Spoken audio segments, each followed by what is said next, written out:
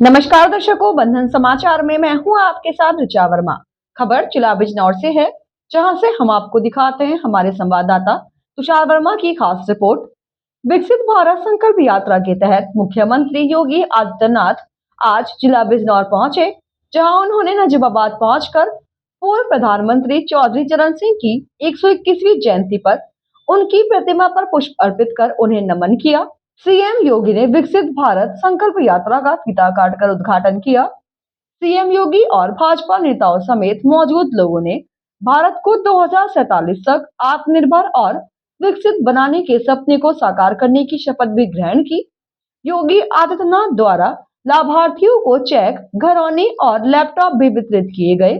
इस दौरान प्रभारी मंत्री कपिल देव अग्रवाल, क्षेत्रीय अध्यक्ष सत्येंद्र सिसोदिया, जिला अध्यक्ष भूपेंद्र चौहान बॉबी, जिला पंचायत अध्यक्ष चौधरी साकेंद्र प्रताप सिंह, पूर्व सांसद कुंवर भारतेंद्र सिंह, पूर्व सांसद यशवंत सिंह, विधायिका सूची चौधरी, विधायक कुंवर सुशांत सिंह, अशोक कुमार राणा, ओम कुमार, जिला सहकारी बैंक के chairman Dinesh Singh, Ashok Kataria, Satyapal Saini, MLC Ram Gopal, block प्रमुख तपराज सहित भाजपा पदाधिकारी कार्यकर्ता मौजूद रहे। सीएम योगी ने सभी को संबोधित करते हुए डबल इंजन सरकार की उपलब्धियां गिनाई। विपक्ष पर निशाना साधते हुए मुख्यमंत्री ने कहा कि पहले उत्तर प्रदेश की पहचान दंगों के लिए होती थी, दंगाइयों को खुली छूट मिली हुई थी। बीजेपी की सरकार आने के बाद प्रदेश में कानून व्यवस्था दुरुस्त है। दंगाई अब प्रदेश छोड़कर भागने पर मजबूर हैं या जेल की हवा खा रहे हैं। अब उत्तर प्रदेश में नो कर्फ्यू, नो दंगा, चारों तरफ सब चंगा है। उन्होंने कहा कि विपक्ष की सरकारों में कांवड़ यात्रा भी महफूज नहीं थी, कांवड़ियों पर पत्थरबाजी की घटनाएं होती थी। बीजेपी सरकार में धार्मिक जुलूस शांतिपूर्वक निकलते हैं, सभी पर्व त्योहार उल्लास पूर्वक मनाए जाते हैं। और ये मेरा सौभाग्य है कि मुझे चौधरी चरण सिंह जी की पावन जयंती के अवसर पर विकसित भारत संकल्प यात्रा में आज यहां जुड़ने का अवसर प्राप्त हो रहा है।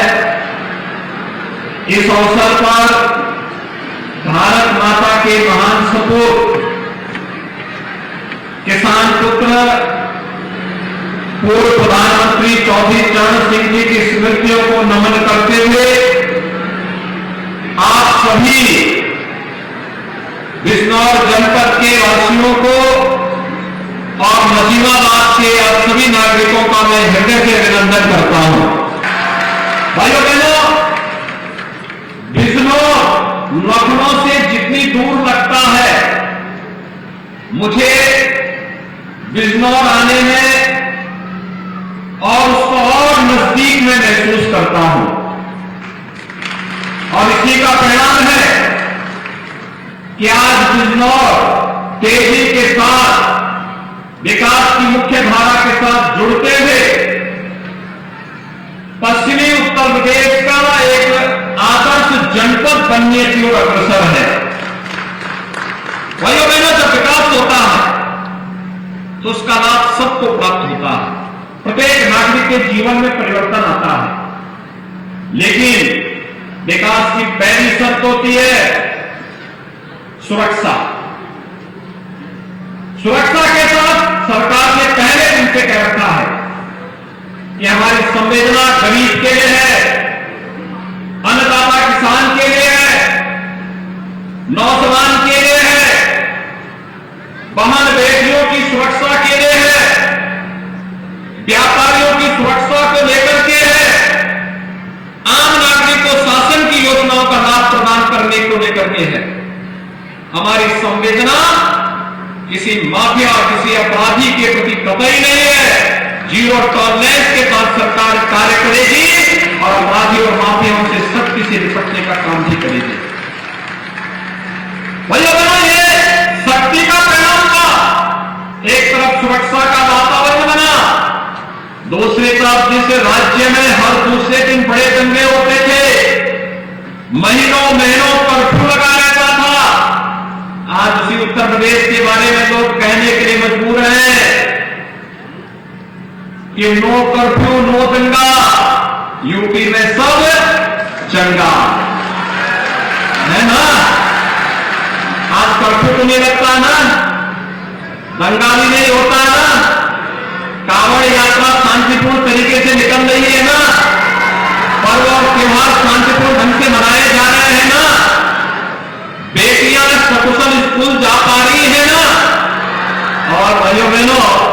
कनेक्टिविटी कितनी बेहतर हुई है।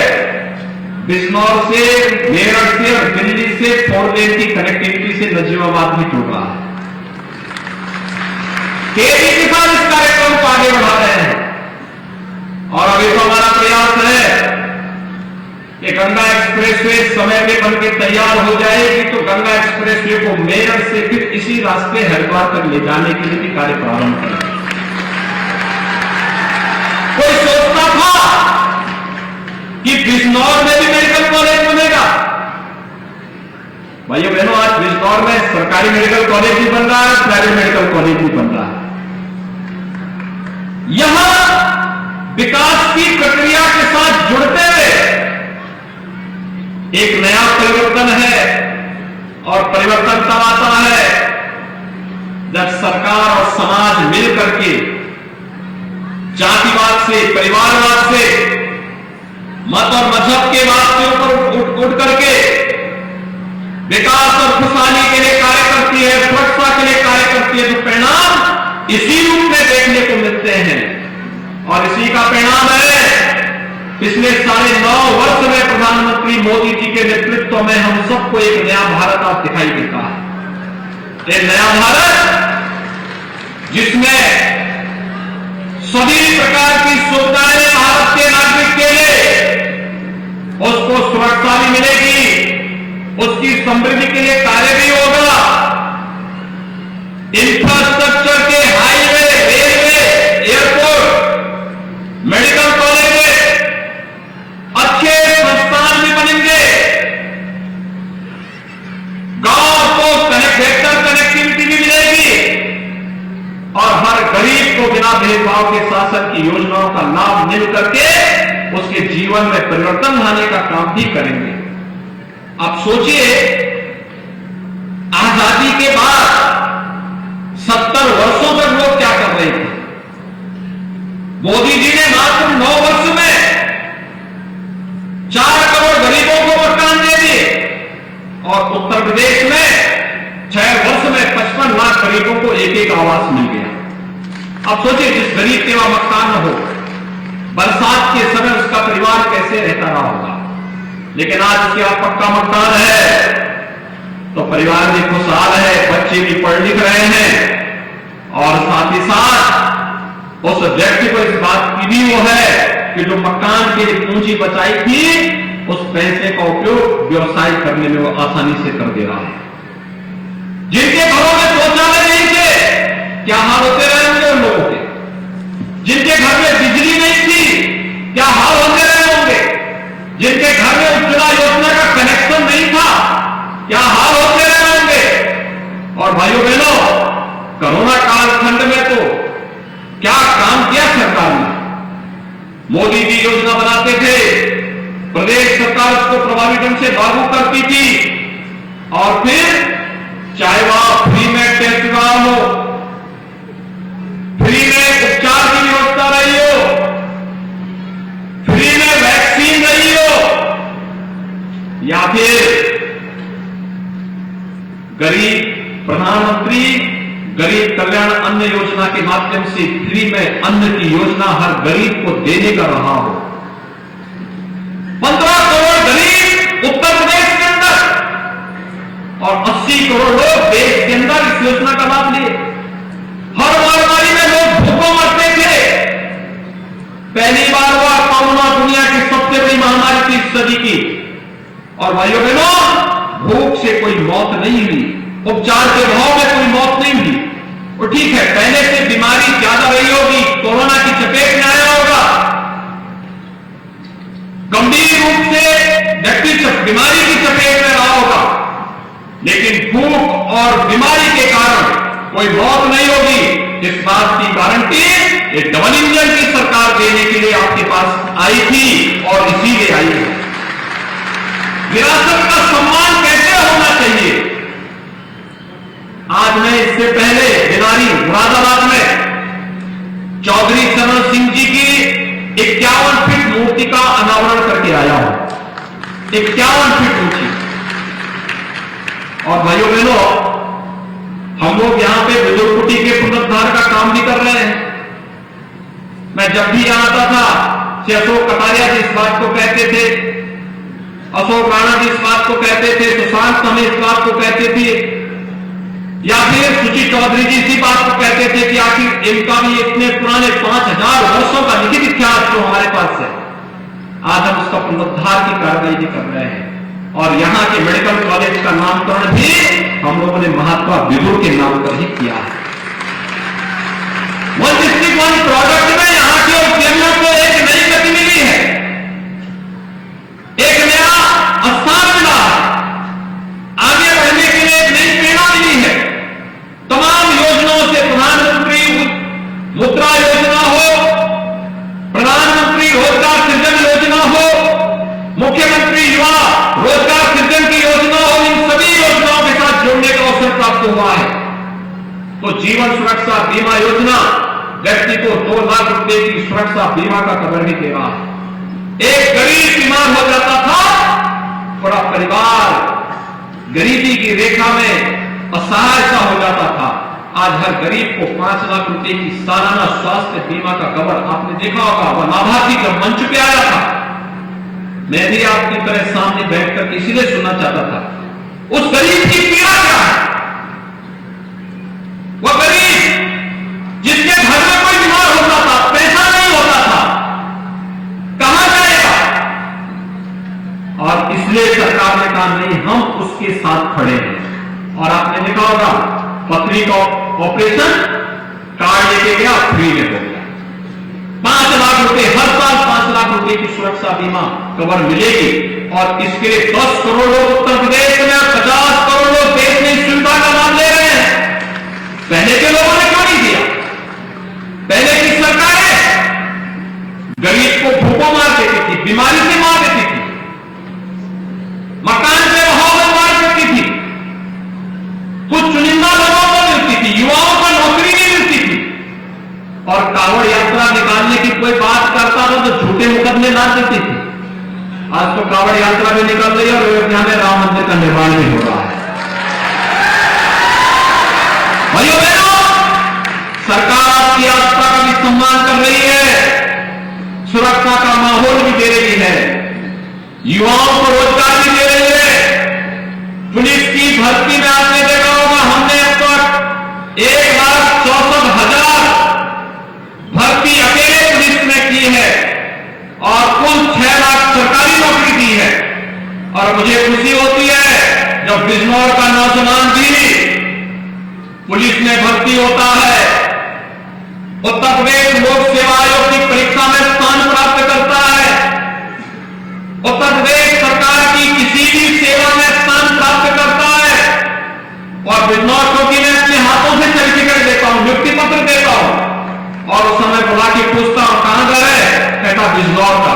तो मुझे लगता है बिजनौर भी विकास की मुख्य धारा के साथ जुड़ चुका है। यही हम लोगों की खुशी है कि जो प्रयास प्रधानमंत्री मोदी जी ने बढ़ाया था, उस प्रयास में हर नागरिक, हर किसान, हर नौजवान, हर महिलाएं, हर व्यापारी, समाज का हर तबका जुड़ रहा है। और आज उसी का परिणाम है उत्तर प्रदेश देश की सबसे बड़ी आर्थिक शक्ति बनने की ओर अग्रसर है, तेजी के साथ बढ़ रही है। आपने पिछले सप्ताह देखा होगा, जब हम लोग उत्तर प्रदेश में सरकार में आए थे, उत्तर प्रदेश देश की 6ठी अर्थव्यवस्था थी, आज हम नंबर 2 की अर्थव्यवस्था बन गए हैं। और जिस स्पीड से हम आगे बढ़ रहे हैं, अगले 3-4 सालों में उत्तर प्रदेश नंबर 1 की दिशा में आगे बढ़ेगा। उत्तर प्रदेश का नंबर 1 होने का मतलब उत्तर प्रदेश के नौजवानों के लिए नौकरी की उत्तर प्रदेश में गारंटी है। उत्तर प्रदेश के हर व्यापारी को समृद्ध होने की गारंटी, उत्तर प्रदेश में गरीबी रेखा से जीवन यापन करने वाले लोगों को उससे उभारने की गारंटी, बिना भेदभाव के अन्नदाता किसानों की आमदनी को कई गुना करने की गारंटी। और इसी गारंटी के साथ मोदी वैन, गारंटी वैन आपके पास आई है विकसित भारत संकल्प यात्रा को लेकर। विकसित भारत संकल्प यात्रा, जिनको योजना का लाभ मिला वे मंच से बोलेंगे, जिनको नहीं मिला उनका रजिस्ट्रेशन होगा और पात्रता के अनुसार ज्योतिष योजना के साथ जोड़ करके उन्हें भी लाभान्वित किया जाएगा। इस गारंटी के साथ आज विकसित भारत संकल्प यात्रा आपके बीच आई है। मुझे बहुत प्रसन्नता है कि मुझे आज इस विकसित भारत यात्रा मैंने कहा प्रशासन से, भाइयों बहनों आप तो जानते हैं पहले लोग क्या कहते थे कि बिजनौर जाने का मतलब मुख्यमंत्री के लिए अभिषिक्त था।